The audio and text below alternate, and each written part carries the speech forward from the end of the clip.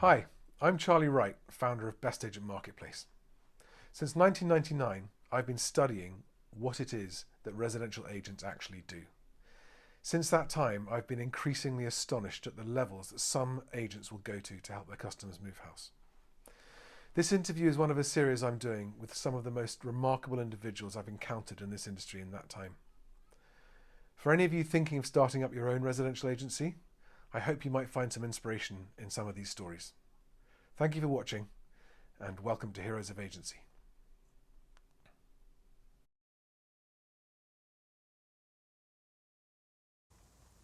Just arrived at the Reigate Hill Golf Club in Surrey for my interview with Perry Power for the Heroes of Agency series that I'm doing.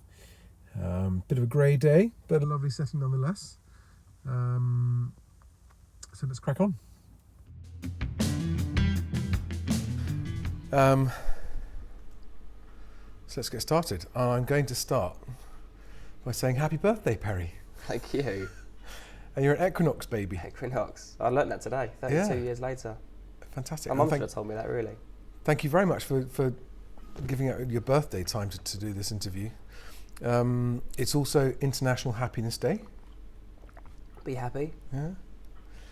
Must be my new slogan, be happy. And so you and I have known each other for about 10 years. 2010. No, before that, 2009. Yeah. 2009, yeah. Wow. Yeah. 10 years. And it's been nice because I think we've always had a bit of a shared vision of trying to improve Massively, things. yeah. That's 10 years gone quick, isn't it? Oh, yeah, and it's ironic, isn't it? Because I thought by now I'd have achieved a bit more in 10 years. But as you know, business partners split up, restart, recalibrate. But yeah, it's funny. Yeah, well, I feel the same, but I also feel actually that the next 10 years I'm probably going to end up. Hope you feel this. That maybe there's actually more opportunity than you realised when you first started out 10 years ago. Yeah, I think any person that can think they can see 5-10 years into the future where it's going to be, then they catch up. Yeah. And then the world's moving quicker and quicker all the time. Yeah. So the next, I think, 10 years will be in the next 5 years. Right. Yeah, great. Yeah. Okay. Right. The first question, which comes from some of your fans in your very successful Power Agent group on Facebook. Fans is a big word, but yeah. No, you do. You have a lot of fans on that group. And this is a very serious question, actually. Why 3 sugars? Need the energy to get through the day. I was going to say, you've got so much energy. I thought to myself, that's why you're on a sugar high all the time. So it's what you're always... So bad, right? So it's only 3 when I need a little kick, but it's usually 2. And I'm trying to cut down to 1 because it really suppresses my appetite. Right. And I didn't realise, but I fast without knowing it. So I don't really eat after 8 o'clock at night. Okay. But then I won't have lunch until 11, 12 the next day. Right. And I won't have breakfast. Okay. It's really... Tasha says to me that... That's your fiance? Fiance, soon to be wife, yeah. She says it's I've got AOD, Agency Obsessive Disorder. And I just seem to go on fumes, just with pure... adrenaline. Yeah, adrenaline, yeah, it really is. And then I'm like, damn, I've got to eat. So I just get sausage roll. Right. But anyway, yeah. That's why 3 sugars. The question I actually really want to start off this conversation with, on a more serious note, is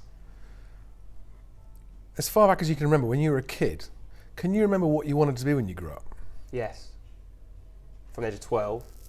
No, like before that, like 5, 6, 7, before you knew you wanted to be an agent. No. No, from slightly before that, probably maybe 10 years old. Okay. It's weird because I think I was quite a cool kid at school, but I was the cool kid that would spend time in the library looking at careers at like 10, 11 years old.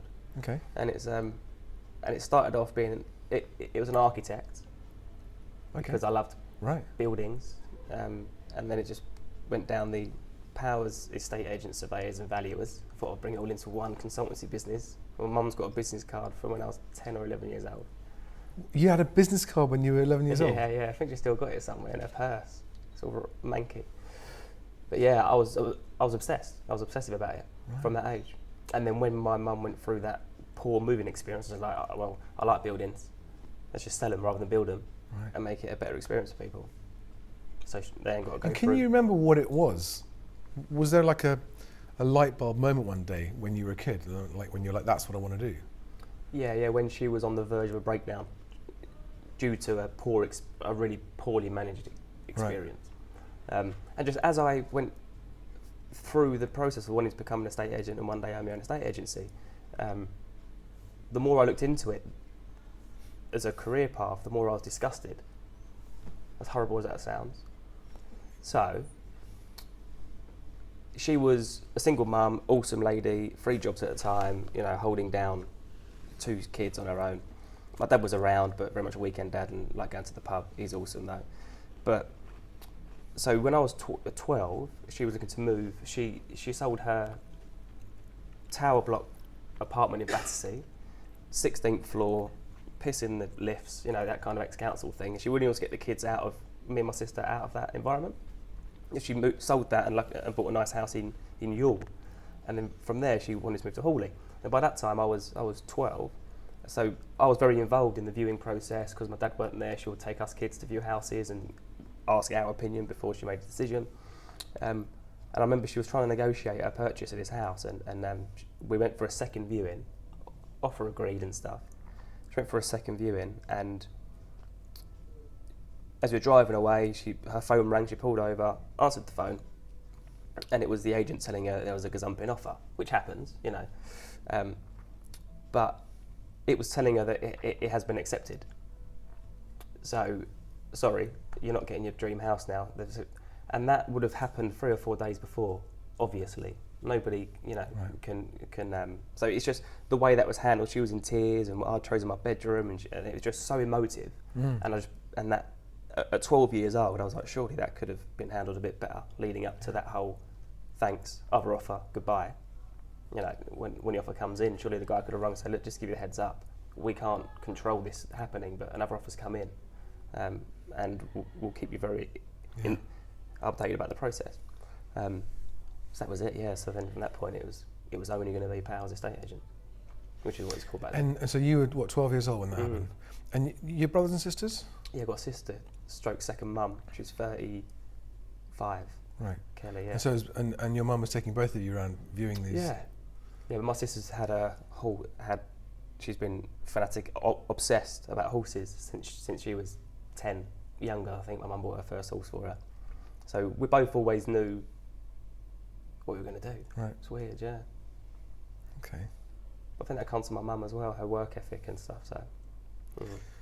But what was the end of that story, though? What did your mum end up finding? Where did you end up moving? She was getting to bidding more and pay more than she wanted to get, but she got the house in the end. It was just, it was just the experience she had. Like, I just really believe that at 12 years old, that could have been handled way better to not cause such an emotional turmoil right. for people, and that would be because. And interestingly, so just to fast forward a bit, so I was 12. I actually then went to do work experience at 15 at the estate agency. So yeah, I was on a mission. So, that actual one? Yeah. They didn't know that, but I was like, I'm going to go. So I went in there 3 or 4 times. Like, I want to do work experience here. It's coming up. I'm 15. I want to be an estate agent.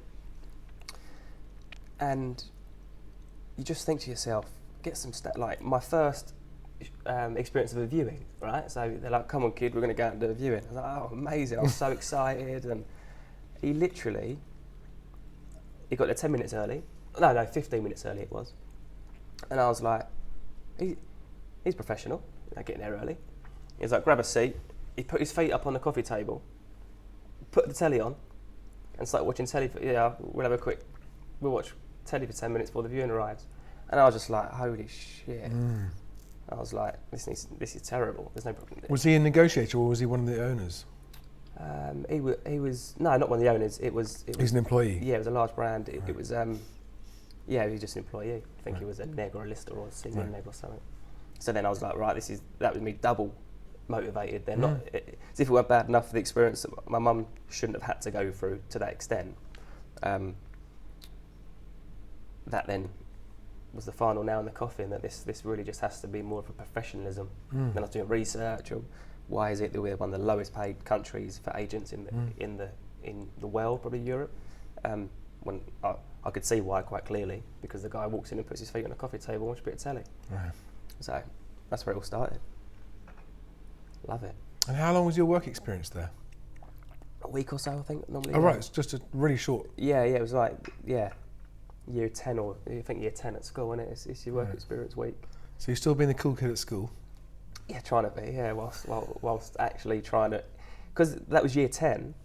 I knew that I wanted to be an agent when I was 12, but then you go to school, and it was year 10 that I probably turned into a bit of boffin, because I knew I needed to get semi-decent grades. I didn't need to, but I wanted to go on to do the NAEA. I was a junior member of the NAEA. I was obsessed, remember I said I was obsessed. And then when I become full-time employee, I was very young. I think I qualified as a fully fledged with level 3 NFOP in residential property by the age of 18 or 19, I think it was. All right, okay. Yeah, it's pretty mad. And you've maintained that membership ever since? No. Okay. A couple of years in, I just didn't feel like it was giving me that much Well, value. that's a separate story, but... Yeah. So, how old were you when you started your first full-time job in agency? 16. Yeah, straight out of school. Yeah. Right, okay.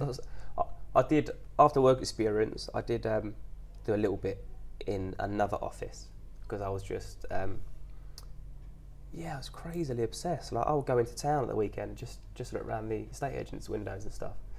And then 16, I sent 50. I hand delivered 50 CVs to 50 estate agencies, and one of them said, "Oh yeah, we've got a vacancy for a Saturday." Who was that? It's so emotional, actually. They were called Pinnacle Properties, Right. and they no longer exist, which is a real shame. Where were they? Redhill. Right. Redhill and Caterham. So they've been subject to the market conditions, I guess, and I've been in touch with the guy ever since, really. I actually left, so I was there for trainee, and then he was a type of estate agency owner that probably should have developed his team more. He was lucky, the staff turnover was huge, but I weren't letting go. You know, I would make tea for a year just to hear the guys on the phone and stuff. And so I stayed there and went through the ranks a little bit. So I think I was probably 19 and I was managing his Caterham office, which I should never have been managing any office at that time. I really wasn't able to do it, but that was the leg up I guess I got. Then I got headhunted by an agency to open a Fine and Country office. I think it's the first Fine and Country office in Surrey. I think I was 20 at that time, 21. Then I went back to him. Biggest mistake, going backwards. What's that story? Well, no, hang on. So you got headhunted. Did that surprise you? Did they approach you out of the blue? You must have felt great. Yeah. I was well. I done some research. I think they paid $5-6 grand for me at the time. Like the agency that they paid the recruitment agency like 5 or 6 grand, and I was like, that's so cool. Beckham gets paid 20 million or something to transfer, so I've got basically 6 grand to transfer, and that was a well good day. I was flattered by that, and then I didn't. How did they find out about you? Like, I don't know. Were you registered with a recruitment company? No. I guess that's headhunting, isn't it? They go hunting. I guess the agency that was. So you must have already established a reputation for yourself. Yeah, I guess so. Yeah, I guess at that time I was working hard in the Caterham area, and I got a phone call. I wasn't really looking for. And it was just sales. Was it sales and lettings? No, it was sales and lettings. Yeah, because I was ALA qualified as well as other stuff when I was 19, whatever it was. So yeah, they headhunted me. I was well chuffed, and it was to go to this bigger, it was a network of 6 offices, still independent, which I really like. And then my first. Can you say who that was? It was called Goodfellows. Goodfellows Estate Agents. They're kind of Sutton, Mitcham, around that area. Martin Humphreys was a great inspirer, the MD there. That's nice. It's lucky to get a job where you have a boss that you actually do find inspiration. Yeah. Whereas I didn't have that. I wasn't really inspired by my previous boss. It was just more of a. But it was a start. And it didn't have that start because 2 things. One, he was technically a great agent. So I learned all the technical skills that you need. It wasn't a brand where someone rings up and says, "Can you value my house, please?" What is this, Pinnacle? Yeah. Yeah. Okay. That wasn't one of them brands. You had to hustle for everything. Right. Door knocking was ingrained in me as a 17-year-old and stuff like that. So then when I went to this bigger brand, but the leader at Pinnacle Properties probably didn't do things particularly always that I agreed with. So I was balancing between my ethics and wanting to learn to be a good estate agent. When I got headhunted, it was a good timing. Going to a bigger agency, 6 offices, independent, and I thought I was starting in their Stonecott Hill office. Right. So I rock up there, new suit and stuff, and it was like, good news, Perry. I was like, what's good news? It's like, we've decided to put you in, we're launching our Fine and Country office today. We decided to put you in there to launch that with Paul O'Shea. Ah. And that was the start of where we are today. Right, okay. So that was from Pinnacle Properties, you went to that 6-branch independent who bought the first Fine and Country franchise. Yeah, I think it was the first Surrey for one. Surrey. Yeah. And you and Paul ran the office together? Yeah, that was, rewind a little bit, that was when I had this is when I went back to Pinnacle for the second time. Right, okay. So then from that point, I was like, I really shouldn't have gone back to Pinnacle. I think I was thinking back now, I was at Pinnacle. So where did you go between the first 2 times? Pinnacle, then where? Andrews. So Pinnacle, then Andrews, then Pinnacle again, then Fine and Country. Yeah. Okay. And it was... and so why did you leave Andrews? So how long were you at Andrews for? I was there for maybe a year. This was deep recession this time. Right. And it was a big 6-man office. It was 1+1. I actually went there because Paul went there. Okay. And did you know him already? Yeah. You were friends already? Yeah, so thinking back, do you know what? Pinnacle, I've been at Pinnacle, Andrews and Goodfellows. And I had a short stint, it might have been a month back at Pinnacle. And I was like, this really ain't going to work. So that's when I went to Andrews. This was it. I was at Pinnacle, went to Goodfellows, got a stupid offer for my old boss to say, come back to Pinnacle, we've got some great plans. Went back there, left Goodfellows. Literally the week my company Audi was about to be delivered, and I was like, oh shit. But I went back to Pinnacle, and after a month I was like, this is a bad decision. So then I put myself back out there and went to Andrews because Paul was there, who I'd met at Goodfellows when I was at Goodfellows. And what happened when you went back to Pinnacle that made you think it was a bad decision? Promises not coming to fruition. Okay. You know, we'll do this, we'll get you on. You can run the office. I clashed a bit with the owner's daughter a lot, and we had many meetings at his house, and it was, we argued like cat and dog at times, because so I was like, this is ain't right for me. Felt bad, I felt really crap that I missed out on that I'd given up a good opportunity at Fine and Country at that point to go back to Pinnacle. So now I went to Andrews because Paul was there. Right. I rang Paul and said, I've had a shock. And you knew Paul from what school? Paul from Goodfellows. From Goodfellows. So I worked with him when we launched Fine and Country. Yeah. After a year, or I think probably 2 years working with him, I said, I've had an offer to go back to my old boss. He was like, that sounds amazing, because the package was good. Right. It's like, you can't not. He's a really good guy. So I did. A month later, I was like, oh my God, I made a terrible mistake. He's like, well, funny enough, I'm at Andrews now, running the Coulsdon office. Come and join me. Right. So we've done that for a year together. Okay. Deep just as it was coming out of recession, we were both appreciated. We were fortunate to keep our jobs during that time as well. 6-man office, 1+1 in the office, me and him, and then we was like. Sorry, what do you mean 6-man and 1+1? It is a big old triple fronted office. Okay, but it was just the two of you. Got rid of everyone, because of the redundancy. Right. Okay. And we'd done that for a year or two. And he was like, I think we should do this for ourselves and start creating the agency that we think should operate. Silly things like, I had a bit of an argument with our area manager because I locked the door and went out of the office to do a viewing. And I was like, no one fucking walks in anyway. Why would I sit here like a plum? I wanted to go and do a deal. He was like, no, you can't shut the office. So then just stuff like that. Yeah. Get rid of the office, get more productive, cover a wider area, have a bigger pie, all that kind of stuff. I just felt like the leadership in the business. So before we get into starting up on your own though, just I'd love to go back and like when you started working for Pinnacle or Goodfellows and you were still young and you were hustling and working hard, can you remember any sort of big light bulb days, big lessons that you learned, like real sort of eye-opening days or experiences? Here's one. So I got a bit too cocky and ahead of myself and cocksure of myself, right? So Fine and Country was a lovely office, and it was next door to Christie's. who had been in Cheam Village. It's a lovely place, South Sutton Cheam Village, for donkey's years. So anyway, this guy walked in, looked like a complete mess, and he was like, I've got 2 million to spend. I'm looking for a house in South Sutton or Cheam Village. I was young, naive, stupid. I felt to myself, yeah, right, mate, you ain't got a pot to piss in. You know, weren't really interested in him. Looking back and just, oh yeah, name and number, yeah, awesome, good luck, have a good day. I'll give you a call when it comes on. Then I found out that he bought a house 1.8 million through Christie's that we were joint sold on, that we were multi on. Right. So that I guess I learned too. You know, that was a massive lesson. First, selfishly, I wanted the deal, and humanly, you know, you never know someone's story. You never judge a book by its cover. Yeah. It was luckily that was quite early on in my career. Yeah. And I didn't learn that when I was 32. You know, I learned that when I was 20. So what did you expect a £2 million buyer to look like when you walked in the door? Exactly.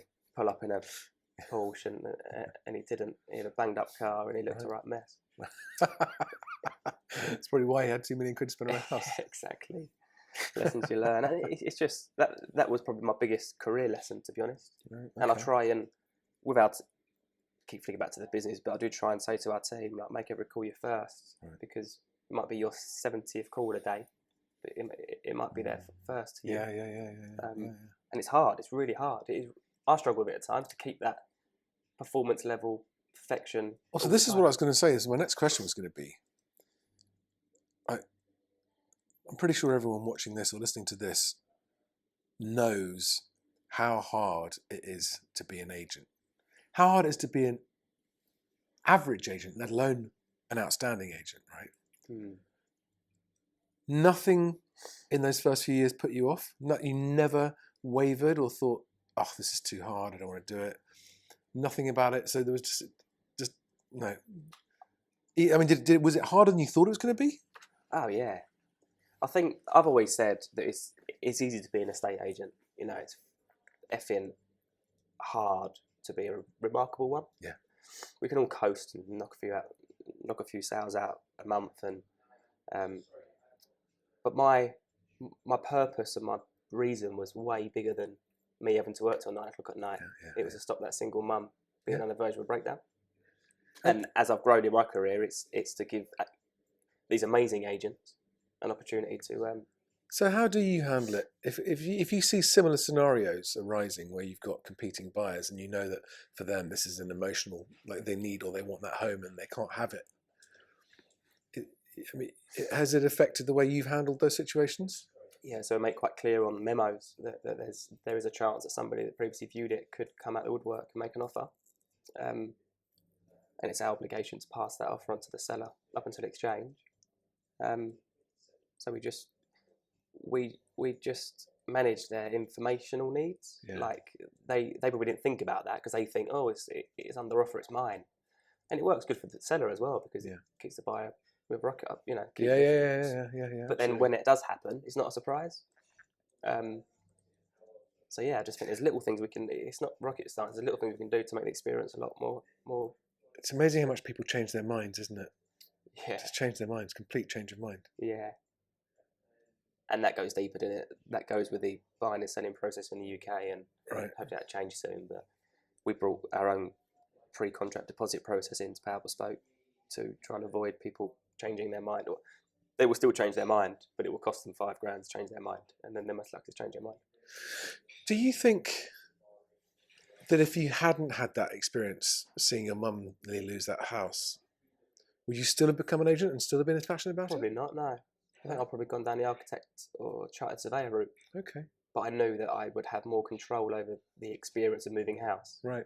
By being an estate agent. And it was, for you, right from that get-go, it was about helping people.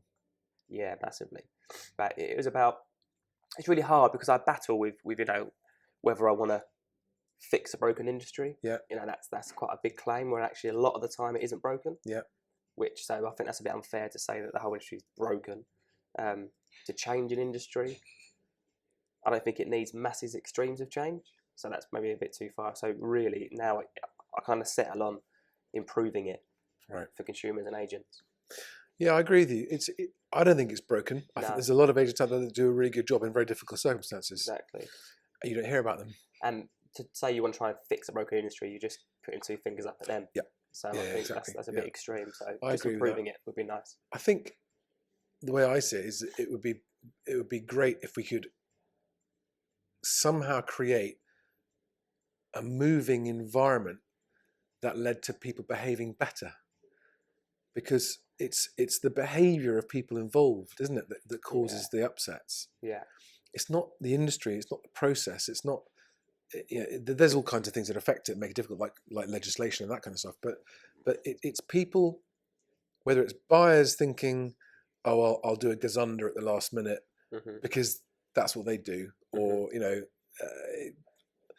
they always justify to themselves, don't they, if they want to do something that isn't actually really an ethical thing to do.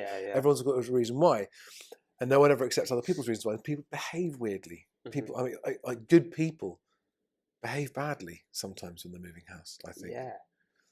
It's interesting because I'm watching that Netflix. Have you heard that Ricky Gervais Netflix? I've heard of it. I haven't seen it yet. It's so amazing, and there's a bit in there that says good people behave badly and bad people can sometimes act good. Yeah. And I guess I was a bad person once, judging that guy. Right. So I was a bad person, and it just needs to improve. I think the standards, the quality, the ability. It's like people will behave how they need to behave, given that they don't set the rules of the game, and people will behave how the rules force them to behave, right? Yeah. You've heard that expression, probably buyers are liars. I've heard agents use that expression before. But then you talk to the buyers and go, well, if you tell the truth, you get ignored. Yeah, I know. So it's and so everyone ends up having to, it's like almost like everyone knows everyone else isn't being completely honest. Yeah. So they make assumptions about what they really mean and what they really say. And it's a mess. Well, I've always said that I think anyone who makes a living doing what you do deserves a medal, just because of the behaviour that you need to put up with, and how misunderstood a profession that it is, and how poorly agents get treated all the time. And I find it incredible. One of the most remarkable things about you, I think, is that your enthusiasm has not diminished one little bit. No matter, you must have had some rough treatment by clients over the years. Definitely, yeah, and it's knackering as well. I said to Tash the other day, like I'm just knackered this year. Like we didn't do much holidaying last year, and that's my thing. I haven't really got any hobbies, right? And the holidays not booked because we just bought a bigger house, and we've got a wedding coming up, and we've got all this going on with work. I'm knackered, but it's also, I think, important to so we're away next week, so I'll get my recharge for batteries, but I think it's important. Lots of, it seems to me that mental illness is increasing at the minute as well, right? And I think us agents have to be really careful about our own mental health, right? Because I've seen it in my business. That there's guys that maybe not have the best, strongest mindset at times, and they've maybe. I'm not saying let's suffer from mental health, but then layer on 30 other people's life problems that you're having to deal with. People really underestimate the mental battering that us agents take, whether it's verbalised or not. It's really hard to deal with your own shit in life and everyone else's. And everyone's got stuff going on, haven't they? Everyone's got stuff going on. And tough times compound it as well. So I think it's... I've always been very lucky with my mindset. Even Tash worries. She comes to me the other night. It was all very weird, but that poor guy on Love Island that committed suicide, and I think mental illness is the biggest killer of men under 30 or something now? Under 40. She was like, "You're right." I'm like, "Yeah, I'm cool, babe." But she sees that you've got we've got 15 in the business now, and it's a tough market, and she's like, I've now got 3 kids, a 10-year-old and a 1-year-old. A 10-year-old's got a few problems with autism. The 1-year-old's obviously 1, so it clearly takes its toll. And she was like, just be careful. But I've got as much energy, as long as I recharge my batteries, as I did have when I was 19, 16, 17, 18, 19. Do you have any, I don't know, routines or regular things that you'll do for yourself just to give yourself a chance to breathe? Now, obviously holidays is one of them, but although if it's holidays with the kids, it's not that restful, is it? You get the right all-inclusive place, yeah, with a kids club. All right, you let them go, but I mean, like on a daily basis or on a weekly basis, or do you ever No, not give really. yourself some time out to go and sit and think? And Yeah, I mean, I do probably every couple of weeks put a day in the diary. For example, this Friday morning, I've got 9 till 11 in the diary, recoup time, because I've got it. This was a nice break because this is the first, because we've grown in agent numbers quite quickly. This is the first week of our end of Q1 catch-ups, and they're quite intense. 2 hours back to back, Monday, Tuesday. No, it was Tuesday, Thursday, Friday. So this is where you sit down with your agents and basically you review each other, I suppose. And Yeah. they talk about how so it's a catch up. Mainly talk about their why, set their income goals, put that into our business goals, and yeah, so it's like a realignment where they need time spent. But Jen was laughing the other day, our office manager, because she was like, "I've seen your diary, you got recoup time." I'm like, "I'm going to be knackered. I really am." It's 8 hours of one-on-one meetings with agents. Really it's like 8 hours of back-to-back appraisals in houses. You feel knackered. Yeah. So yeah, I do little stuff like that. But I'm a massive advocate for 4 or 5 holidays a year. 1 week holidays. I can't do 2 weeks because I start getting the itch to get back. So 1 week regularly is really amazing, because I don't that whole work-life balance thing. I've not really nailed that yet. Right. So to me, I can go hard knowing that I've got a proper week with the kids, and I'll be in the pool splashing about, and we'll have really, really good times. And that's every couple of months, probably every 3 months maximum. So that appeases my guilt on the family sometimes, that I'm on my laptop till midnight, 1 o'clock doing something. Does that guilt? I know what you mean. I've got 2 kids, and I know what you mean about the guilt of. Are you spending enough time with them, and is the time you're spending with them quality time, or are you just physically present but not mentally present? I'm not present, mentally present enough, really. I've taught my kids to tell me, "Daddy, put your phone away." Yeah. I've taught them to say that, and actually, I now try and not have it in the room if they're in the room. Yeah, it's because it's so hard, isn't it? Because you've got so much happening in your head, and you've got to just catch up with this and do this. It is difficult. It's such a balance, and I think because society is like, it's a real balance. I look back to my upbringing, so I'm not too harsh on myself. I do cut myself some slack at times, because I was in a separated family. My mum had 3 jobs at once, and I might have been with my Uncle Tom for 3 days or 4 days on the trot. It was needs must. Just like I could have more time with the kids and work less. But what's the con of that? Might be that we might not get the 4-bed detached house we just buy in, and there's a balance. I feel like I spend enough time with my kids, quality time. That's nice. You can always do more. Where do you draw the line? Yes, it's what works for you, isn't it? But I think the question I was going to ask is that guilt self-inflicted, or are you being told? No, it's definitely self-inflicted. Right. Yeah. Family and friends are just so supportive of what I'm trying to do for them all, as opposed to giving me guilt that I don't spend enough time with them.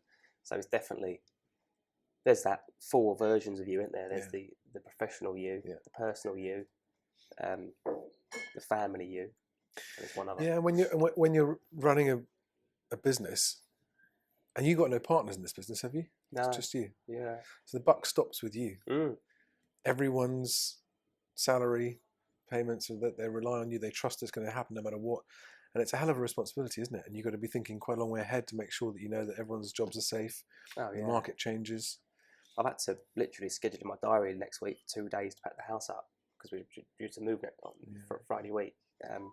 Me and Tasha were chatting last night, and she was like, "Look, let's do some on Thursday night." I'm like, "Definitely not. Like, I'm going to be completely shagged on Thursday because I've got back-to-back one-to-ones, and I need to just zonk out." My little hobby is zonking out to Netflix in the evening for an hour.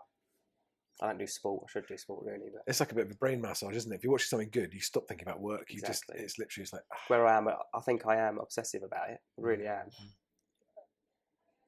But I don't see it as a problem. No. As long as I get my time to zonk out And as long as you're happy, that's the other thing, isn't it? Yeah, I'm. What's really weird, actually, is everyone lately has been like, "What's next?" and stuff. And I'm like, I don't really know at this stage. It sounds crazy. Oh, but that's nice. I think that's quite nice. It is really nice because I've always, If you can when I content with first what you've opened, got. it was, I want an office in every town in the country. You Yeah. know, when I was 22, 23. Yeah. That was when I had Bailey, but me and his mum separated. He's 10 now. Yeah. And it was very, and now I'm just really, really happy. But I think because I've been giving out a lot more, and It's fulfilling, isn't it? And we're just about to move into the 4-bed detached house. So I just wanted the boys to have all their own bedroom, which was awesome. Yeah. I've got a nice car. I don't want the Aston Martin no more. I think that's surplus to requirements. I've become really. I've got a bit of money in the bank. The business has got good money, a bit of money in the bank. Just become really. I don't want any more offices. I'm quite happy. So sounds like what you're describing sounds a little bit like you're feeling like you've got some stability. Yeah, I think that's probably a really good way of putting it.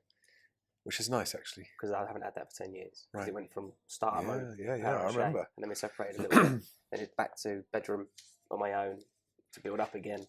And now, yeah, you're right, with the team around me and the team as well. Like, I've never had. That in itself is an amazing achievement. If you've got a team you're proud of, I am just so thrilled with the team that I've got. You know, they're each and every one of them incredible, and I feel so privileged that they've chosen to invest their careers with me. But I also, at the same time, will pat myself on the back for having picked them, hopefully inspired them enough to want to stay on the journey that we're on. But it is, you know, as one business owner to another, I think it's a hell of an achievement when if you've got a team, 15 people, something, and they all choose to be there and they're loving it. That's a hell of an achievement. Yeah, it is. Which just makes me more motivated. To do better for them as well. Like, do you find that also carries? I mean, that you feel a little bit of a loyalty to them to make things work, not just because of the money, but because it's just almost that sense of life. You know, just getting what you want out of life. Particularly on our model is they're all self-employed as well. Like, anyone that's prepared to commit to themselves, I will commit double to them. Like time and marketing and. So let's go back to going from being on someone else's payroll to starting up on your own. So what, you were 22 when you did that with Paul? Yeah, 22. Yeah, probably. So just tell the story in as much detail as you can remember about, like, what did that process involve? How long did it take from when you first started talking about it to actually getting it off the ground? Probably 9-10 months. Right. Because I had to leave. I left before Paul because there were, there's a 6-month kind of contract period for a estate agency. So, and we didn't want to shit on anyone, so we done it all properly. And yeah, we were sitting there in just coming out of recession. Which was actually our saving grace, which I'll talk about in a minute. But we just said, let's do it. So we set up the limited company behind the scenes. I think I can't actually remember the period of, because I know I left before Paul. I left. I think that was it. We put 25 grand in each, so 50 grand. Right, wow. Which was, well, you saved it up, borrowed it. My mum strapped her ass up for it. Yeah. Right. Okay. What was weird on that journey about that is that that's a big chunk of money for 22 years old to be finding, isn't it? Even if you're borrowing it, it's still it's a. Well, the thing was, when I was probably 19, 20, Mum said to me, "I've got a bit of money. Like, I want you to go and start your own business. I know you can do it." She was such an inspiring person. She would say, "It's better to have loved than lost and never loved at all." Right. That was her. That stuck with me for life.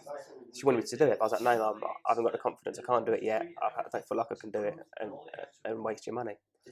When it got to a stage where I was like, "I'm going to do it now," she didn't have the money.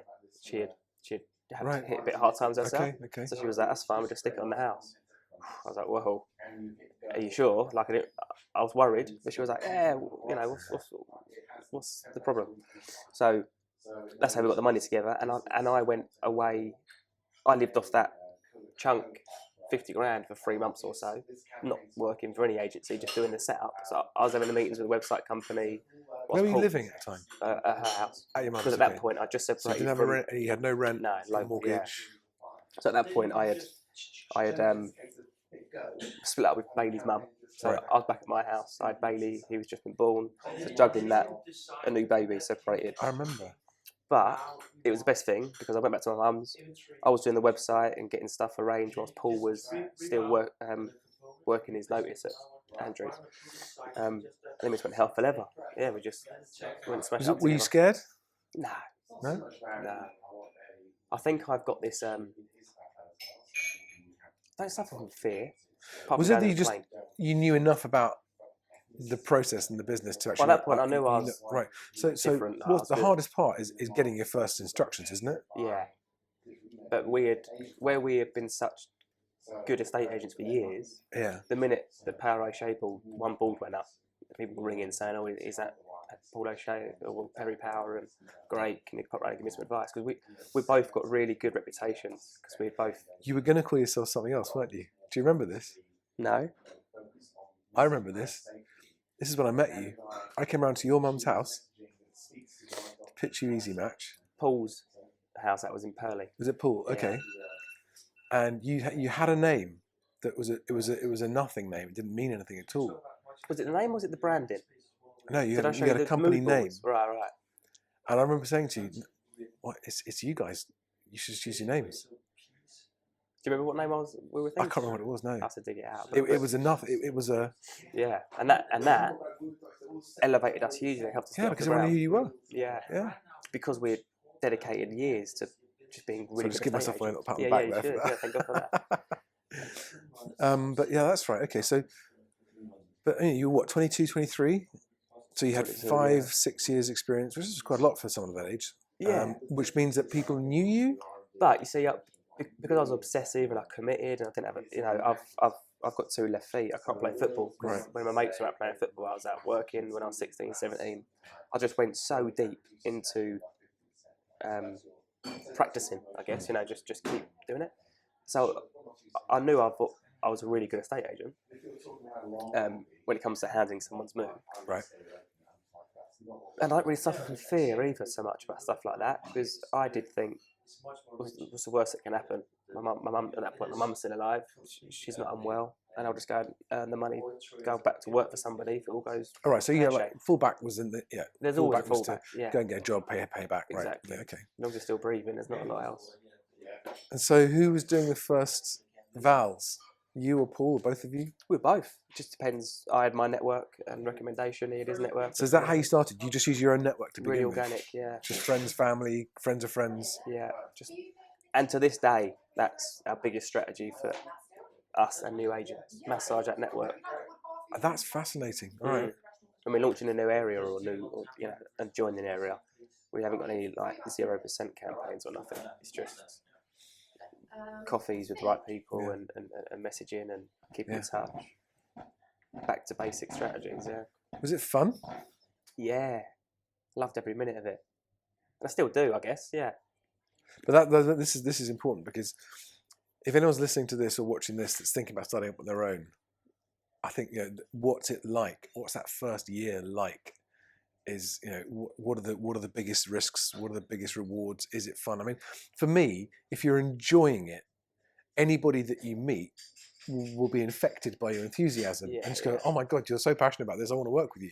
Yeah, and that's pretty much how it went, to be honest. And that's how my whole career is how it's been. Was it fun? Yes. Have you got to put your friends and family on notice that you're probably not going to see them for a year? Yes. Right. But the idea there is so you can spend more time with them in years to come, I suppose. At that time, it'd be harder for someone, I think. Doing it again now, I would need more money, I reckon, because I need to put more of a support team around me. Yeah. Because I've got a family and 3 kids. Back then, I had one kid that I saw at weekends. And even then, I was hustling hard. If I had Bailey for the weekend, my mum might have to have him on a Saturday, so I'm going to back-to-back viewings. Right. Do all the viewings. So you're basically doing everything yourself back then? Yeah. Yeah, and that was the good and bad days. Yeah. Because it was only me, myself and I that I had to worry about.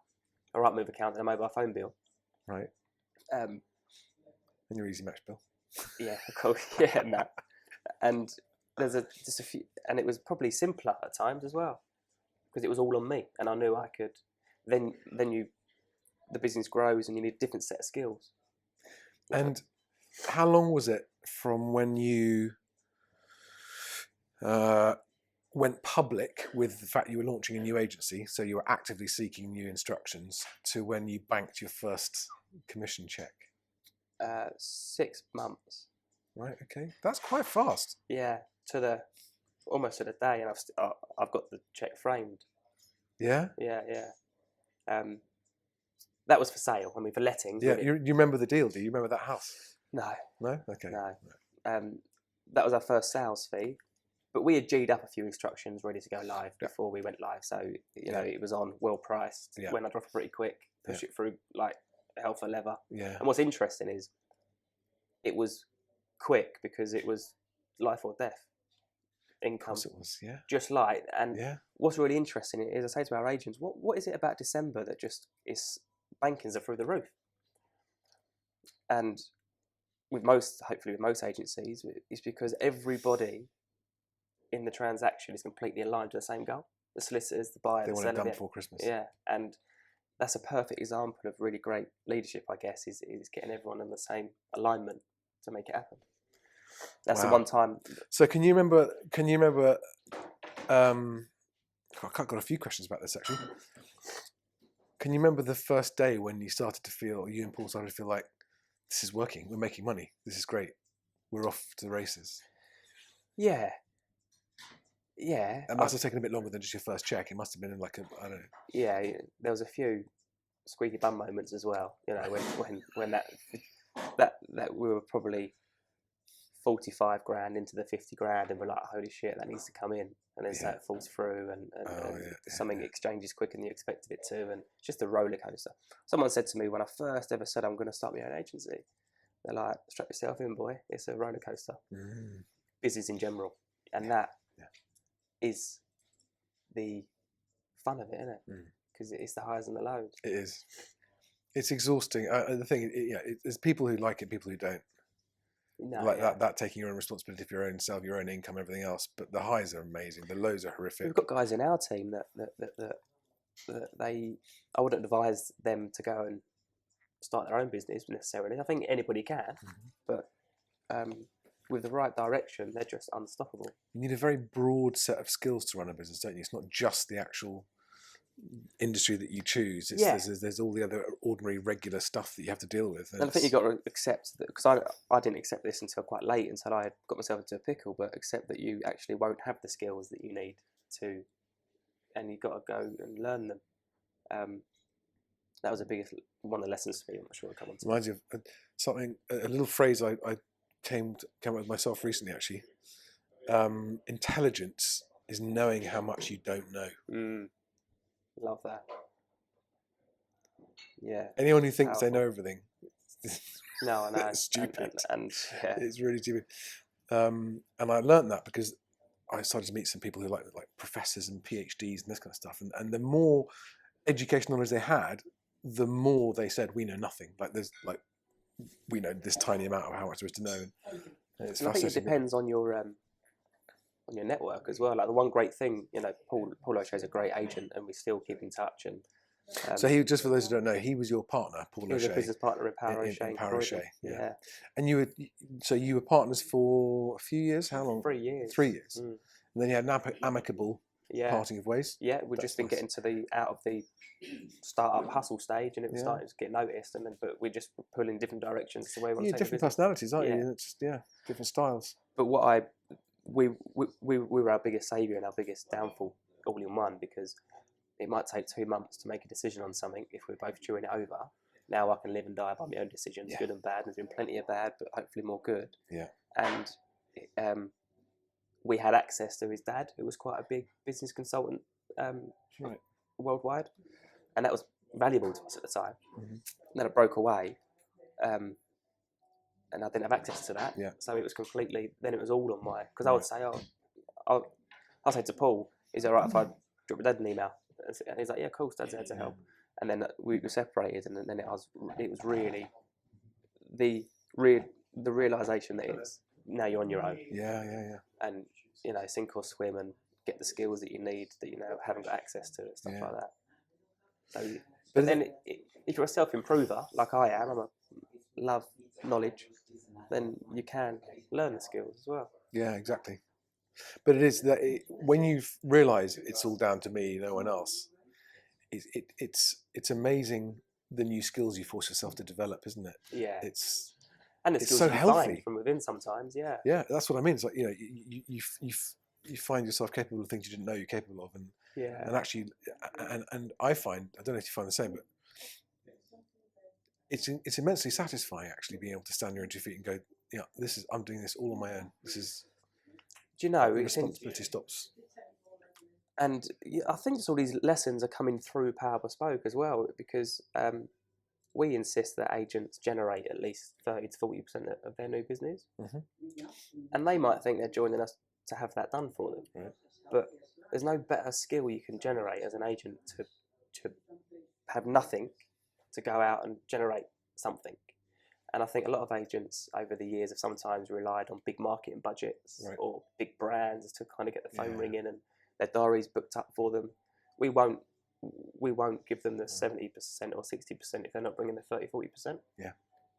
The lesson to them is you're building a skill that you could walk away from Power Bespoke after 2 years and set up on your own. Yeah. It is a skill that you need to have for the benefit of our business, but also yourself as well, your own self-confidence. So, again, going back to those early days of Power O'Shea, and we got those branded Audi A1s, didn't you? No, we had Fiat 500s back then. Oh, that's right, yeah. Yeah, because they were on a special deal. That's right. But actually, there was a subliminal message there, was that the Fiat 500s were an old thing reinvented, and that's what we were trying to do with a state agency. Yeah. They were pretty cool. And can you remember getting yourself your first nice car, like when it started to pay for it, business doing nicely? Yeah, I did. What was your first treat to yourself? It was a Volkswagen Golf. Right. Okay. Yeah. Great cars. We were really what was great with Paul and I is we were really. I just always know that nothing breeds failure like success. Yeah. And you just gotta. Now I've got the car that I probably have. I've got the Audi A4 S line. Right. And I love it. It's like sitting in a sofa. Yeah. Probably that's the car that I like. Yeah. I don't need it. You know, I could do with a Volkswagen Golf. But now I think I'm going to need a bigger one. Yeah. So I'm going to go for a Q7 or something. But that's just my little treat because Tasha said to me recently, you've become really because I used to spend a bit of money on clothes and stuff. Yeah. But Next is my favourite clothes shop, and I think I'll still shop in there if I had £1 million in the bank. Right. You know, you find these little things. I've just become really content, and money isn't. As a 22-year-old, it was all about the money. Yeah. I wanted the girls, I wanted the cars, I wanted the, and then you realise actually it's actually what you're giving to people, and that's really motivating. Yeah. Really motivating. So if we were to cut a hole in your arm, what's running in your veins? An offer sheet. Yeah. A pipeline. And a lot of sugar. Brilliant. So, okay, so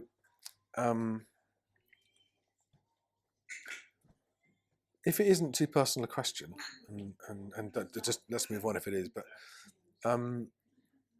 what was it that led to you deciding to go on your own rather than with Paul? And I'm not trying to uncover any problems that might have existed. I'm trying to work out what the personal aspect of it was. I can't remember the exact situation, but it was just that I was 25. Mm-hmm. He was 40, nearly 40, I think at the time, maybe 38. He had just got married, and he had just had another baby. Right. And his aspirations in life were different. I wanted to. I had another. Right. So natural, normal stuff then. I wanted to go 7 days a week still, and he wanted to understandably slow down a bit. So it sounds like you haven't got any regrets that you started up with him. No. No. But if anyone's listening that's thinking about setting up on their own, would you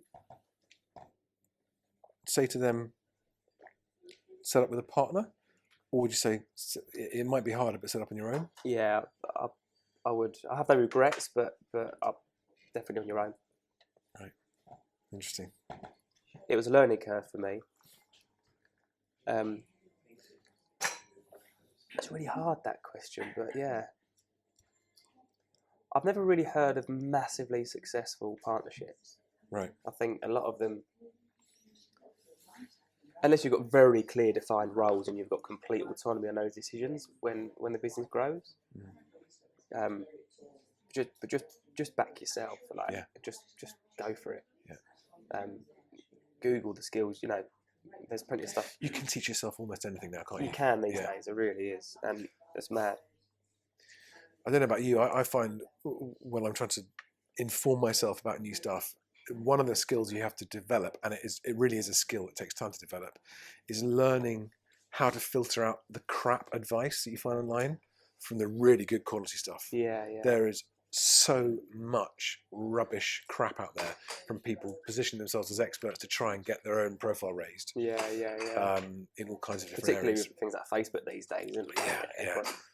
But it's a real skill to select the material that you want to watch on YouTube or listen to, and that you're going to do something about as well, exactly, because consuming's one thing, applying's another thing as well. And if you apply the wrong advice to your business, so I was a sucker for learning. I just love learning, or you know, one of the things that I've decided never to scrimp financially on now is the right coach. So that's a massive thing for me. I've always had coaches, but it's personal things. Feel like having the right therapist. Yeah, they are. I think they should change. It's a / therapist, I think, as well, because when my coach is very much a therapist as well. It's a bit like I think agents act as therapists for the home movers, don't they? Yes. I had an amazing story just this week from an agent telling me about the email he got from. There was a couple who were selling because they're divorcing. Oh yeah. And the email sent from the wife to the husband, copied to the agent. He just said, you know, he didn't know if he'd laugh or cry. I mean, it was such anger and bitterness and resentment, and it was about whether they should accept the offer or not. But she copied the agent in and was saying, well, actually, I probably shouldn't go there, but yeah, you know, I can go one up on that though. So we do WhatsApp groups every sale, and Mr. and Mrs. is in it. Oh, that's interesting. So you have a specific group for each transaction, where you can include everyone involved in that transaction. So would that include the lawyers? So the seller, the Mr. and Mrs. The agent from Power Bespoke, the agent assistant who assists the agent, and we haven't quite got lawyers to get on WhatsApp yet, but I'm sure in time they will. But this was a divorce situation, and the group became their place to have a little slagging match. Because the Mister insisted on always calling her the ex, and she, whenever he would say it, she would say, "Stop calling me the ex" or something. And I had a full-blown row in the WhatsApp group. In the group, and at the end, they both were like, "Sorry about that." It was so like they didn't really care. And I was sitting on my phone that night. It was literally, I was just using it as entertainment. Right. Bless him. I think at one point I did interject to say, "Guys, let's calm it down a little bit." Funny. And when you set out on your own, did you have any staff at the time that came with you, or did you start again with your staff? So this is after Paul and I separated, So we had a really good first 3 years together, and the business was growing. We couldn't decide exactly how to grow past where we were. We had difference of opinions, separated. Paul, I took my chunk of money that I put in originally, because it wasn't making millions of pounds after 3 years. You know, it was just, we were both earning well out of it. I took my 25 grand, and he paid me for the next 12 months as like a, I don't know even what we called it. It was just a really nice agreement we put on paper. Started on my own, and straight back to the bedroom. Right, okay. With no staff. So you've never actually had a high street office, have you? No. You were in that airport house in Croydon for a while. Remember that? Yeah, and then from there to my bedroom with a Regis office address. So I was using their kind of virtual offices. And then into Regis. Yeah. Into a little office. Then out of Regis to the cowshed where we are now. So, and now with the various products that are available, it's probably easier than ever to start a business from your bedroom, isn't it? Yeah. As an agent. And there's also loads more cafes in the high street. You can sit in and meet customers and yeah. I just think it's there's pros and cons, you know. Yeah. But I was just thinking, if I was starting up on my own in London now, I wouldn't have a car. I'd just use Uber. Yeah, So cheap. So cool. Just get Uber to get around to viewings. Never have to park. Never get parking tickets. So cheap. There's so many little hacks you can use to be more productive these days. So you then, so did you then start to take on staff at that point?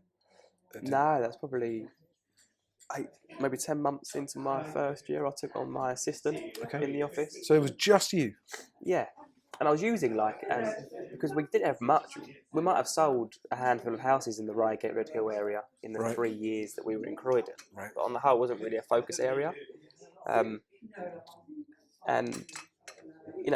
rewinding as well, just when we launched Power O'Shea, where I think is a good time for anybody to maybe start their own business, because if they're thinking of starting their own estate agency, is because the tough market was our saviour.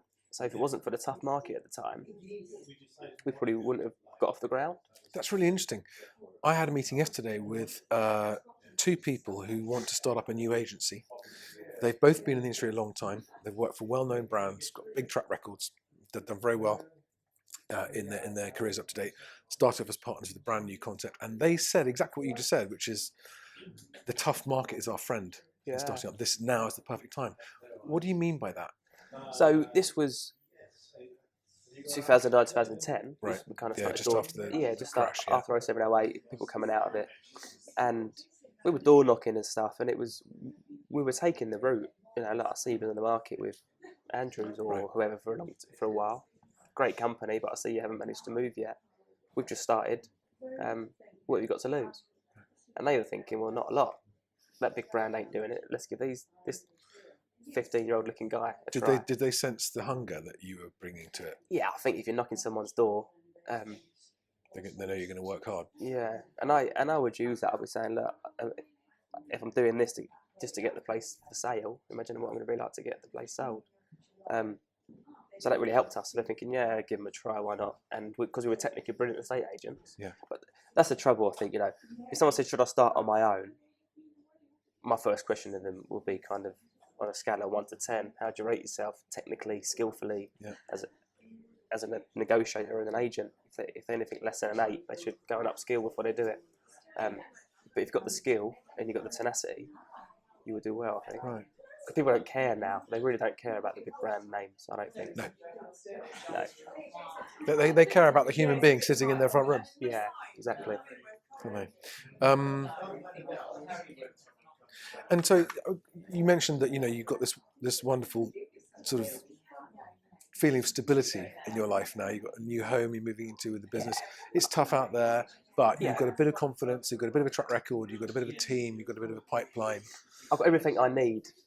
So what's next? Well, this now, you is the said thing. you didn't know, so I mean, have you had I'm still thinking about it myself. Pick all the your brains time, on really. camera. It's just get you brainstorming. Like, what are the options? What are the sort of ideas that have floated through your head? So it's the main thing is get my little couch to £1 million, to turnover, decent profit. We're aiming for this year to do that, right? And I think we're at a run rate maybe of 750, 800 grand, and that's how kind of setting the bar at £1 million this year. I think I'll be really proud of our team and myself if we can do that, given the last 3 years worth of market, and my first 3 years on my own were just a complete train wreck. We'll discuss in a little while, but I would say we've done that in kind of 4 years, and I'll be really proud of that. So yeah, that's still the North Star at the minute. I think, do you know why? People say to me, where's that come from? Why not 10 million or 2 million?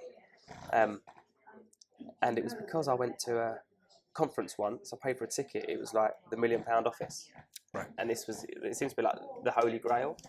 And I know it isn't, because the million is peanuts to some people, and it's also a round number, isn't it? Yeah, and for some people it might be seemingly impossible for them to achieve. And then if I can do it out of a cowshed, then they can do it as well. It might be a bit of inspiration for them. But that would make me very content, more content.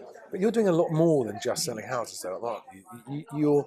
You put so much effort into your Power Agent group. Yeah. Into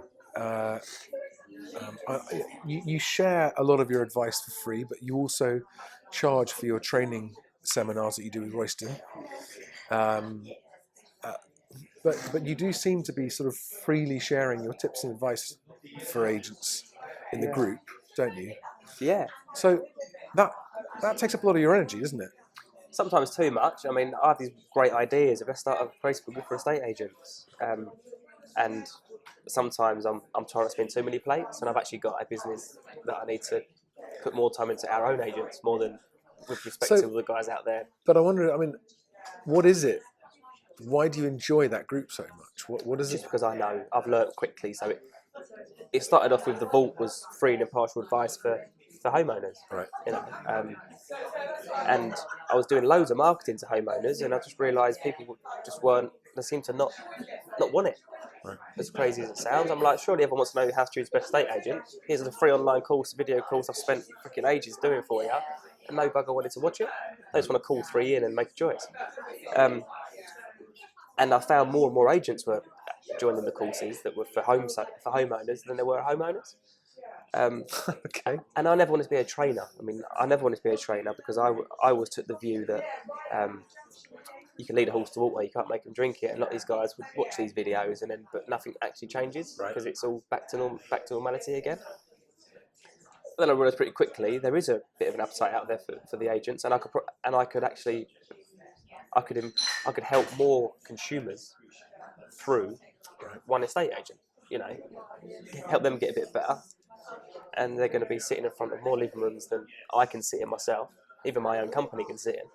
So it completely come from that improving the industry for consumers. Right. And what's been added onto that now is agents as well. As I've grown Power Bespoke, we're a bit of a platform for agents.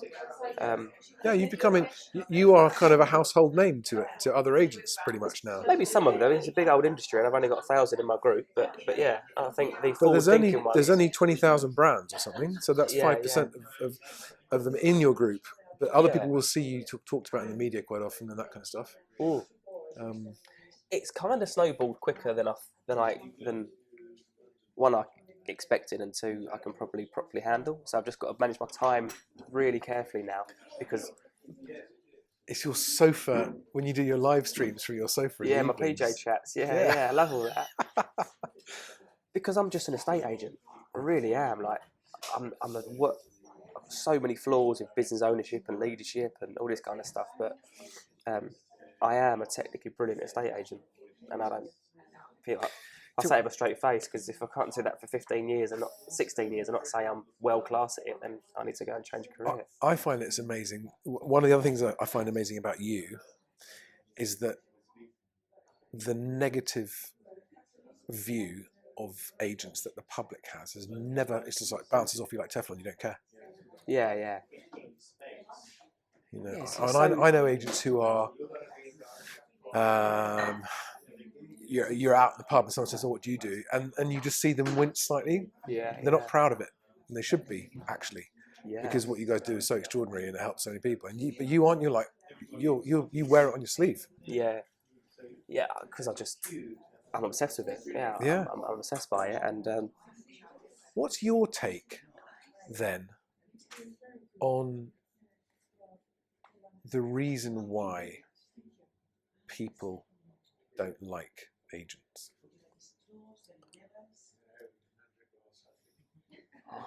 Do you know, it's so hard, isn't it? Because it's so unfair. Yeah, I know.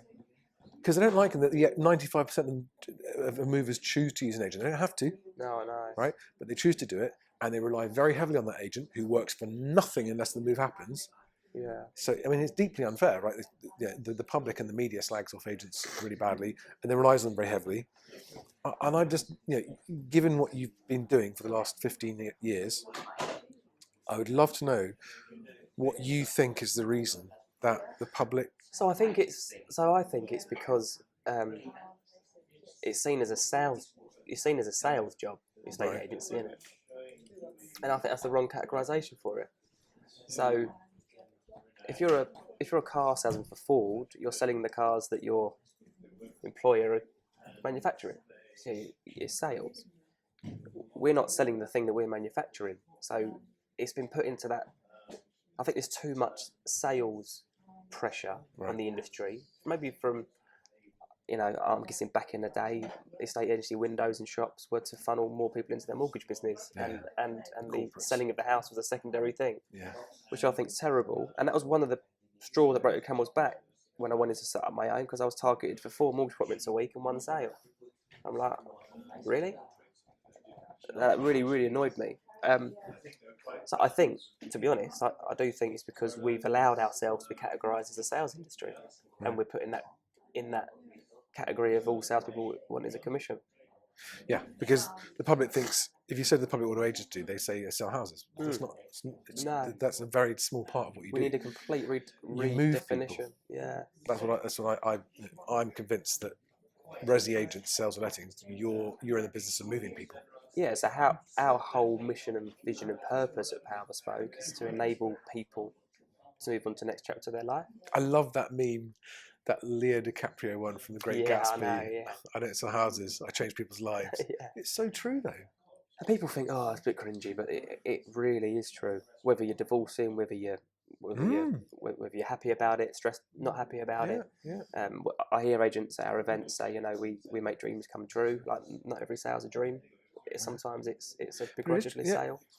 But whatever happens, you're moving them, and they're getting from one place to the other. Another phase of their life. Yeah. Yeah. So that's why I think this is bad. Is because we shouldn't be categorised as a sales industry. We should be a agent, acting on behalf of somebody else. And do you still love it as much as you always did? Yeah, for different reasons now though. Okay. I did get a little bit. I did get a little bit bored of some parts of it, if I'm honest. Like having to do 4-6 appraisals sometimes in a day. Like it got a bit samey. Right. And I like to keep things fresh. But for different reasons. Now I get so much satisfaction in someone ringing me, got a house sale at £1 million. I sold their daughter's flat last year for 200 grand, and I'll send Roberto, and he goes out there and gets it at 1.5%, and he's never had a fee at that level in his life, maybe. So it's so nice to see him come bouncing in back through the door. Yeah. When as much as it's a great thing, I wouldn't have probably bounced through the door. Right. Because I almost felt like that chapter of my life was, and I still sell houses. Don't get me wrong. I still appraise them. I still give advice. I still negotiate because I love the negotiation and the deal. But there are parts of being an agent that I just got a little bit got a bit mundane for me.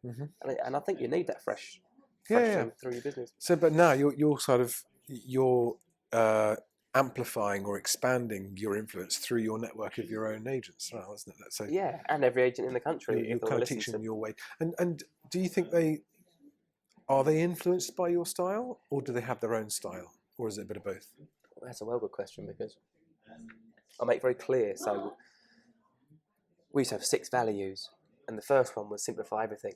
Right. But I forgot the other 5, so they weren't simple enough. So now we've got 3. When you start off busy, you think, I need 6 values. Yeah. So now we've got simplify everything. Yep. Be remarkable. Yep. Be personable. Yep. And the personal one came from be yourself. Like, I don't want 10, 20 clones of Perry walking around. Right. All I want to control is the central operations quality and the advice we're giving in the living room. So yeah, they're completely nothing like me. If you saw our agents, they're one's I think nearly 60, one's 28. Like, it's such a diverse range of people, but all with one common goal of they feel the industry needs improvement. Right. And that's incredible. So how do we do that? How do we improve the whole industry? One move at a time. That's what I keep telling them. Like, that's all you can do, really. One returned call at a time. One text message, holding response at a time. Yeah. It really, and that's the reason why. Because I don't intend on having Power Bespoke across the whole country. If it happens, great, but I won't be doing it. I said to our guys, I hope we've got one of our guys that's he's a really high performer, and he's ready to scale to the next stage, which is now build a little team underneath him, 2 or 3 co-agents, very Australian way. CBU, I think they're called in Australia. And then, which I've done, in essence, I've just, right now I've got a team of 10 agents working with me, 10 co-agents. So I've just got a big business unit as such. What I want to happen is our next guy, put a couple of agents with him, and then if he wants to go to 4, 5, 10 agents, he sets up his own office. So how big a patch do you cover? Massive. How far? East, west, north, south? south to south, so South London, South Brighton. Okay. Um, So from the South London all the way down to the South Coast. yeah. Yeah. And then we've just launched in the Southwest as well with a team of agents in the Southwest, in Whereabouts? Bournemouth and Poole. Oh, right, okay. That's going really well, but then we've just taken on a bit of a guy join. This is the power of your personal network, right? I can't ram it home enough. Like, we've got 4 houses coming in Kent. Okay. So I guess you could say we cover the southeast, I suppose, and a bit of the southwest. Yeah. What's so amazing is that I think when you're authentic, right? When you share the fact that you were 23 grand into 25 grand overdraft at one point, and you had to get an Amex card for the 50-day payment rather than 30-day payment, people just seem to like authenticity, and I'd never be anything else. But as a result of that, I've not said, oh my God, earn 100 grand a year. Like, if you want to earn that, you've got to work fucking hard. Sorry, but it's not a silver bullet to join Power Bespoke. But we've got a waiting list of 15 agents, all prepared to be self-employed, all wanting to invest in themselves, all signed up to the vision and purpose. And I've stopped onboarding them because I've got to help the current 10 get to where they want to be. Okay. So I don't become a kind of, that's not what it's about. It's about enabling people, homeowners or agents, get to the next chapter of their life. And that is to be self-employed and run their own business and decide they don't want to go to that, or set their own fee levels. Realise that by setting your own fee levels, you're going to lose business. That's part of the process. So it's weird. Like, I did try a couple of recruitment agents, and everyone that I've paid to join, recruitment fee, have flaked out and been a load of shit. Yeah. I've tried repeatedly over the years, recruitment agencies, to really try to get quality, and all the best people I found through a recommendation or through a chance introduction or through a meeting someone randomly and having a gut feel about them. Yeah. Every single time I've gone through a recruitment agency, it hasn't worked. Don't get me wrong, like, some of the people that have joined us for recommendation haven't worked out either. That's true. Yeah, that's very, very true. But the best people that have joined us have come for recommendation. James, is our top performing agent, and his mate, we were chatting 2 or 3 years ago. James had the balls to take the plunge and take a punt on me, ultimately, be our first agent. Now his mate, who's really high performer, he's like, so he's loving it. I might join it. Like, is there a space now to join Power Bespoke? And when I said earlier, it kind of snowballed. I knew I wanted to grow Power Bespoke to help more people, but to a level. And the whole agency, is it training? No, I don't really like calling it training. Improvement group. I call it an improvement resource, the Power Agent online course. That's gone really well, and that's snowballed. I just set it up for our agents and just put a price tag on it because it's valuable. People ain't going to get it for free. And that's just organically had loads of agents. And then because I've been coached by a business coach, and the business was struggling, and now it's doing better, it's doing all right. They want a bit of that action as well, so they come to the 2-day boot camp. So it's kind of really been, and at one point I took my eye off the ball a little bit. I got so obsessed with helping other agents across the country that our poor agents sitting there thinking, hello, like, I'm still here. So it's a real balancing act at times, but I love it. I love pushing the boundaries of what's possible. I haven't touched that, so thanks. So yeah, and I'm all over the place at times. Like, my biggest blocker is the fact that I get this like shiny new thing syndrome, and I want to innovate so much, and so I've got to park that. So I've now got a kind of things I want to do list that I keep on my phone, and I take it to my coaching session each month, and he's like, put that down the bottom, and put that to the top, and go and execute the shit out of that. And that's what I've actually, what really got us out of a pickle was knowledge is power, but application is where it's at, like an execution. I had loads of ideas and loads of great things in the business that before I actually properly executed it and got the team behind it, I'd gone on to the next thing. So less is more, I think, at the moment, particularly in this market, and more with less as well. You've got a gold mine sitting in the person you sold a house to 2 years ago. Pick up the phone to them, not really that hard. You ever had any problems with like really bad member of staff, like did something really bad? Have you ever come across any bad eggs, or have you managed to avoid them? No, not really. Not bad eggs, like completely corrosive, and but lack of control. So I think with a self-employed model, I just think anyone prepared to invest in themselves, hats off to them. And the self-employed model is more expensive than the employed model. So from a business perspective, we will make more profit, but it's a bit more self-fulfilling in my view. You know, get them going in it, and it's self-fulfilling. Because there's a lifestyle element to it, isn't it? Well, when they work for themselves, they can kind of choose their own hours a bit more. Yeah, massively. And that's got real value. Yeah. Especially if you've got a family. Yeah. And they don't even need the support team. It's just communication. You know, one of the things I used to do very early on was share my schedule because I'm structured massively, and I would share my schedule with clients on instruction. So look, great, I'm really looking forward to helping you move. Like, here's my schedule. Saturday, Sundays are family time. 8 o'clock onwards, my phone's off because I have a family as well, and they respect that more than saying you're available 24/7. No one's available 24/7. So don't tell them you are in the first place. Because then when they call you at 9 o'clock and don't answer, your integrity's gone. So nothing really bad, but lack of control. He was going out and overvaluing, undercutting on fees, and it's just lack of control of it really. Yeah. Because the leopard sometimes can't change its spots, and he might talk. What I find about people at times, they can talk a good talk, and I want to change, and I'm sick of corporate agency and blah blah blah, and then it just goes back to his default.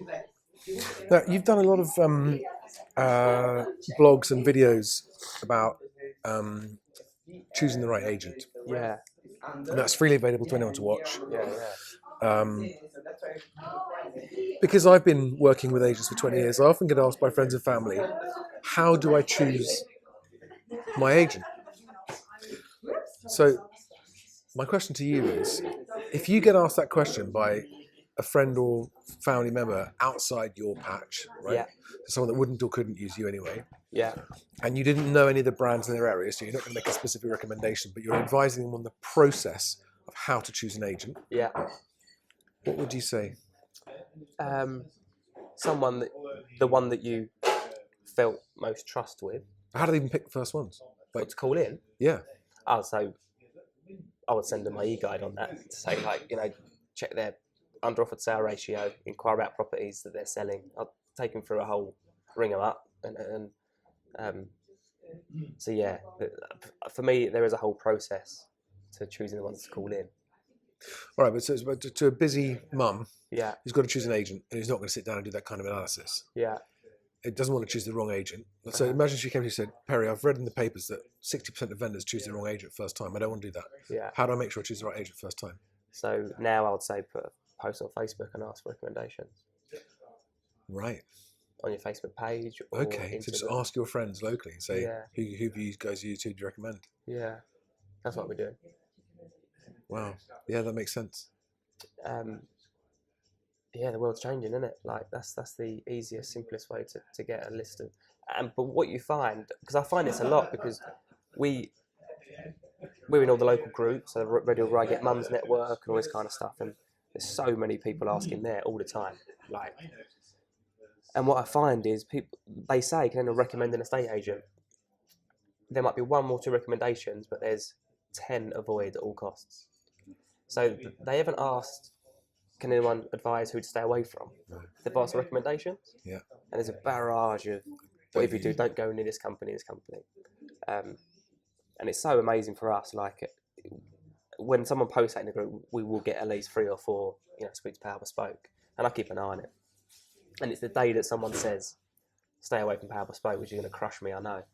But I'm half expecting it, because as we grow the business, I don't think you can appease 100% of your clients, but it's the way you deal with it. But yeah, Facebook posts, see a couple of agents, and to me, it would then come down to, I know I preach, check their performance, a percentage of asking price, blah, blah, blah, but if the guy with the best performance you just didn't gel with, then don't choose him. Right. So choose the one that you trust, that you felt you most trust with, and the one that's prepared to do a 1 second notice period. Right. And that tends to separate the wheat from the chaff. Okay. Well, that's fascinating. That's a really good answer. You're the first person I've heard to say that, actually. Like, if you weren't giving specific recommendations, just go to your own Facebook friends and go on there and go, guys, recommendations for him. And this is where I think it's helped me with Power Bespoke, because I am Am I a millennial? Yeah. I think I am, and Yes. Yeah. I've been fortunate enough to learn You the look like hustle. one. Yeah, I look like a baby.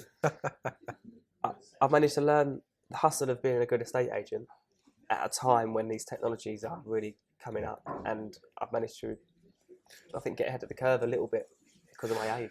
So, my last question, unless you've got anything else you want to say or talk about yourself, but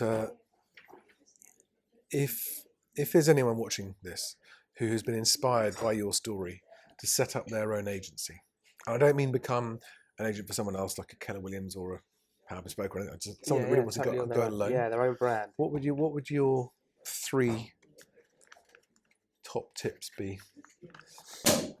To do it, is that class as one? Just JFDI. Just fucking do it. Just fucking do it.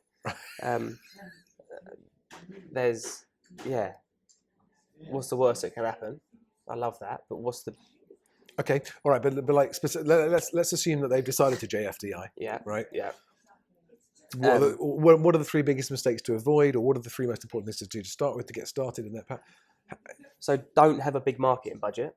Okay. I love that. We had peanuts, and it made us have to hustle because when times get tough, and they will, you ain't gonna be able to switch on your marketing. So don't spend money on marketing to get started. Nah. Right. Yeah, just hustle it. Yeah. Networking groups, door knocking, network, LinkedIn. Okay. Find the biggest developer in your area and just make friends with LinkedIn and stuff like that, and that will feed you later on. Don't expect too much too soon. Okay. So I think people think, oh, I'm going to start my own agency and I'll have a Ferrari by the end of the year. Like, so be patient. Yeah, be patient. Start after a year or so. You might not have loads of money in the bank, but rather than, if you need to get a new car, rather than getting the Volkswagen, spend another £100 a month. And I think sometimes the more you spend, the more you got to earn as well. So I'm also a fan of that. And the final one is don't throw in the towel. Don't give up. Yeah, I could have definitely thrown in the towel. More so when I've been on my own. So tell us about those moments. What were those moments like? What led to you thinking about throwing in the towel? Just a lack of growth as a business. Right. So the brand was growing because I'm good at that. You know, I can get it out there, and we're quite forward thinking. But P&L was just shocking. Right. Like I was losing. The realise that 2017, we half a year we had lost 50 grand, and we were on track to lose another 50 grand. So we were looking at in the year 100 grand loss. Through pure mismanagement, not knowing what I'm doing, haven't got a clue. And then I got my coach, Royston Guest, and we managed to claw back that end of the year. We made a 48 grand profit. Right. And that was by things like, another tip as well, more, if you're thinking of starting an agency, go and start it. Yep. Right. If you're running an agency and it's struggling, don't take the pain, all the pain on your shoulders. So me and Royston had a meeting. It was a free meeting. He was in Gatwick, said, look, come and bring your P&L, let's have a chat. And he was like, holy shit, Perry, do you realise what's going on? Went back to the office, cut everyone's salary, cut the agent's commission from 50% to 30%. Didn't lose a member of the team from the office. Explained that I don't want to lose anybody from the business. I've got us into this pickle. Right. Together we're going to get us out, and then we're going to be better for it at the end. But you thought about binning it, did you? Huh? You thought about binning it? Yeah. I mean, and I wouldn't actually feel too guilty because they're all great people. Yeah. I've invested time, and I would have made them a little bit better whilst they're with me, and they were going to get great jobs. Mm-hmm. So it was never a guilt thing. Right. It was a failure thing. Okay. So yeah, if you're struggling, don't take the world on your shoulders. If you've got a team of 3 or a team of 30 or a team of 300, it's everyone's fault in the business. Right. People always look to the leader of clearly they've got to steer the ship, but people have got to row it as well. Yeah. And I've learnt some real big lessons when we were 23 grand into 25 grand overdraft. I was like, I was having to make up stories to sellers so that they would pay you in exchange rather than completion. It was my year end for like 7 months in a row. Like it it's year end. My accountant said if you can get that paid, we'll give you a 5% discount. A lot of them did. As well, that's like the guerrilla tactics of speeding up cash flow. It's well cool. I tried invoice factoring, but I don't do it for B2C companies. Right. All this stuff. Got an Amex card because there's 50-day payments rather than 30 days. Dark days. So just there's a solution out there. There really is, and it might not be the one you want to take. Yeah. But if you want to keep going, you've got to make some tough decisions. Reminds me of that expression, difficult is worth it. Yeah. Oh, yeah. And because now we've got a fantastic team, we've got money in the bank, we've got a really good pipeline, the best stock level we've ever had, and because we're, as a business, we won't knowingly overvalue. The minute I'm a really simple bloke, and our agents sign up, one of our things in our agreement with them is, purposely overvalue, and the agreement's cancelled immediately. Just set some really good expectations. Yeah. But as a result of that, that time, we're a leaner, stronger business with a different remuneration package for the agents that steps up, as they do better, which means it's great because it's helping the business go as well. So what doesn't kill you makes you stronger. Absolutely. How many more cliches can I squeeze in here? Fortune favours the brave. How about that one? I like that one. Any more? Oh, there's loads. But Perry, that's been brilliant. Thank you very much. So Thanks good. for being so open and honest, and thank it's been a pleasure. And I look forward to seeing your story continue and succeed. Love it. Cheers, mate. Thank you.